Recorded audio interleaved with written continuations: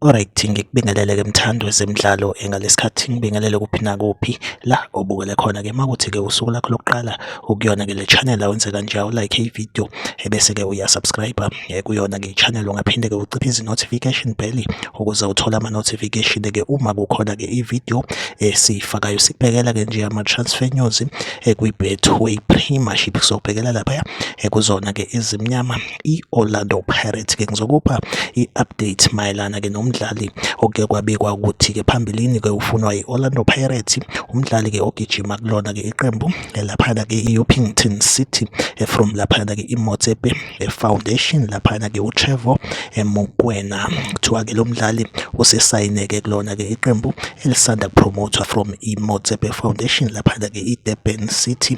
Kuthiwa-ke impela-ke simsayinile laphana-ke uTrevor Mokoena okwazile ukuthi-ke ashaya amagoli awu-12 kanjalo-ke nama-assist awu-5 kuyona-ke iligi yeMotsepe Foundation. Impela-ke iDurban City engathi-ke lona qembu eliseligcine elimsayinile laphana-ke uTrevor Mokoena-ke iyona update engiphethe-ke njengamanje. Like ividiyo, usubscribe kuyona-ke i-channel, mina nawe asihlangabezane kwividiyo elandelayo. Isale kahle.